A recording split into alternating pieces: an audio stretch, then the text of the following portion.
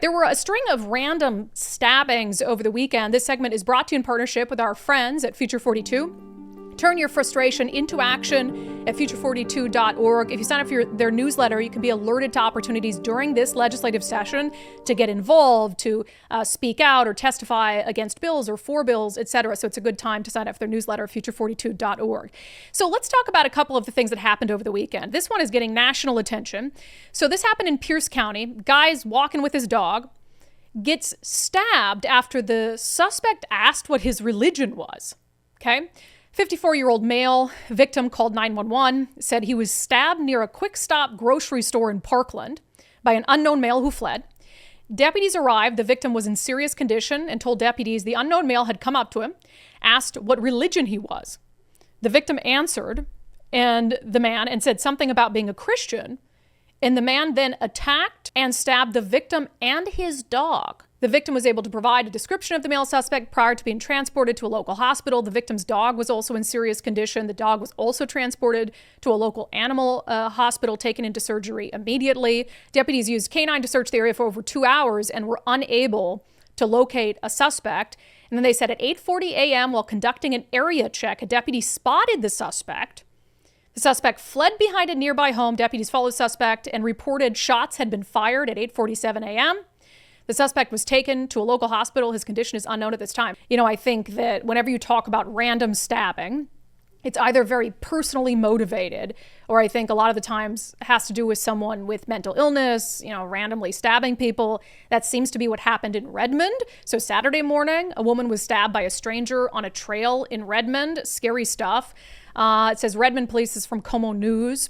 Redmond police searching for a suspect after a woman was stabbed Saturday morning on a trail in Redmond. The victim was in and out of consciousness, but was able to answer some questions and told officers she did not know the suspect, leading police to believe the stabbing was a random attack. The person of interest is described as a male, possibly white or Asian, approximately 5'9", with a slim build. So just crazy. We have random stabbings occasionally, but there have been quite a few. There was also this story, and we're going to dive deeper into this one today. So on January 15th, a story came out in Como News. The headline, "Verbal argument may have led to stabbing outside a Kent coffee shop," a coffee shop called Lula Coffee. So if you read that article in Como, you would have been led to believe that two dudes got into an argument outside a coffee shop and one stabbed the other. But according to the victim, that's not the case at all. So we were contacted after that Como News story was published by the victim, undivided subscriber named Tim Rockwell from Bellingham. He says, I didn't argue with anyone. He says this was a straight up random stabbing. He says he was meeting a friend at the coffee shop, comes out saying goodbye to his friend, when this person just comes up to him and stabs him in the neck. Here's pictures. He was taken to Harborview. A little graphic there if you don't like blood photos. So he gets transported by ambulance to Harborview, gash in his neck, and I'm sorry, anywhere you get any size stabbing in the neck has the potential to kill you. So Tim absolutely could have been murdered that day outside the coffee shop. Then he gets home from the hospital only to read this story, and it sounds like he was beefing with someone, like that he provoked this guy to stab him. Isn't that the craziest thing in the world? So we're going to have an interview with Tim about this momentarily, but we did reach out to the Kent Police Department. They said at this time, the case remains under active investigation and no information can be released. A person of interest was identified. However, no arrests have been made. While the person of interest appears to have had prior contact with law enforcement, we're unable to release any information regarding that individual as the investigation is ongoing. Additionally, some information gathered during the initial call for service still being reviewed and requires further confirmation. We know in talking to Tim that he did do a photo lineup, but was unable to pick out a suspect from the photo lineup. So they had taken someone into custody that they thought might be the person. Tim couldn't identify them, so they don't believe that that person is the stabbing suspect. So it's just crazy. And Kent Police said that they're the ones who told Como that this had started with a verbal altercation of some kind. But again, Tim says, no, having coffee, come out, stabbed in the neck, end up in the hospital. It's crazy. So he joined us to tell his story. Tim, welcome to Undivided. I guess the first question is, how are you doing? I'm doing okay. It was a scene out of a horror movie. I'll tell you that. I was getting a cup of coffee in Kent at about 1:45 or whatever, 2 p.m. on Thursday. I was saying bye to a friend outside in the parking lot. They were getting into their car, their driver's side door, and they're like, Tim, look around. And we turned around, and 6 feet from me was a transient person with a shiv, a prison shiv knife in his right hand. It was like, oh my gosh, this is not some panhandler. He was, and then he said, mother effer, I'm going to get you, and you want to fight. I don't really know exactly what he said because I just was staring at that shiv Yeah. and knew we were in big trouble. So then my friend got in the car safe, and I started backing away because I'm not going to fight this guy with a shiv. And so he ended up so quick. He hit me right in the neck. It felt like he punched me, but obviously he shivved me in the neck. Wow. And I stumbled around the front of the car to get into the passenger seat, and he was still like Texas Chainsaw Massacre. He was still just coming right after me. Nothing happened. He didn't see me at all. We didn't have any verbal confrontation, as Como thought. It was just he really just wanted to kill somebody. You're saying, in the Como News story states that police say there was maybe some sort of verbal altercation that led up to the stabbing. So you're saying walk out of the coffee shop, your very first interaction with this man, he's already got a knife out. No, I'm not even, my back is turned to the driveway. I'm just saying bye to my friend who's at the driver's door of their car. Yeah. And then I turned around and I didn't see him outside. He wasn't outside at all. He was just walking in the parking lot. Yeah.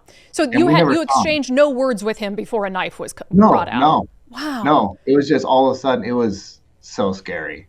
I turned around and he was right there 6 feet from us with a knife. It was a shiv, like a prison shiv, which makes it even scarier, I think. Yeah. So what are the extent of your injuries? Because you got sent to Harborview, right? Oh yeah. They brought me to Harborview. Huge gash, and they just barely missed all the vitals. I'm lucky to be alive. Wow. And they, put me into surgery. They were cramming my neck with all sorts of stuff because they needed to do an MRI and everything like that. So they got me into surgery, and then, I was in ICU a couple days, and it was rough. So did police arrest this man? No. Well, let me continue. So I go around to the front of the car to get into to safety, to get into the passenger seat, and he's still following me. Then I stumbled back to the coffee shop, and the minute I got to the sidewalk of the coffee shop, that's when I realized all the blood was just coming down my neck, and I got hit, like stabbed. And I was about to pass out, stumbling. He's still following me. And then I opened the door of the coffee shop. He's right behind me. I had to push him outside and then just hang on to dear life on that door. So he's pounding on the door. He's trying to get after me. He wants to finish me off. Wow. Yeah. Oh, insane. That was with like the fight or flight. Did he seem laser focused on you? Because you had a friend with you, so your friend wasn't being attacked or anything? He was laser focused on me. Wow. I don't know. I didn't really look at his eyes because I was just looking at that shiv like, oh, that's serious business here. Yeah. So what happens? Yeah. You get to safety in the coffee shop. Obviously somebody calls police, since you're saying that they didn't. Yeah, then he walks away. He walks away. Walks away. Casually walks away. Wow. So what do you make of the Como News reporting? And obviously they're getting their information from police, but if you read that story, you would think that two guys got in an argument outside a coffee shop and one of them pulled a knife. Yes, exactly. That's what it makes it look like. I think they're trying to hide the transient population that is right there. Apparently there's a homeless camp right across the street, Did police seem surprised that you'd been stabbed in the middle of the day? Best part.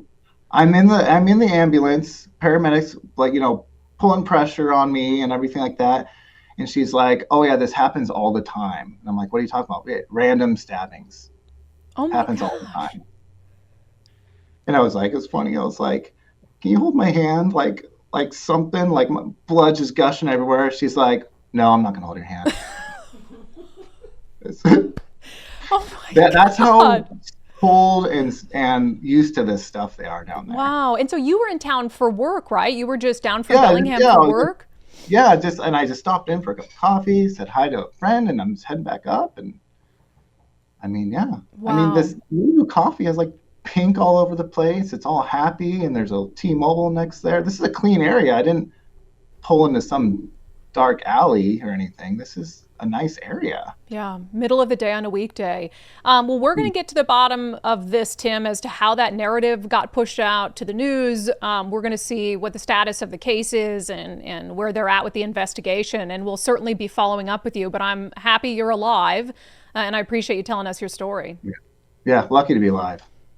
Just crazy. So, 3 stories: stabbed for being Christian, stabbed for being on a trail, stabbed for being at a coffee shop. And I mean, there's this narrative going around that violent crime is down, down, down, down, down. But that's some scary stuff. And random stabbings, that's about as scary as a crime trend as you get. So, we've been in touch with the police department. They're still actively, obviously, working on the case. And so I think we'll follow up on all these stabbings to see where they're at.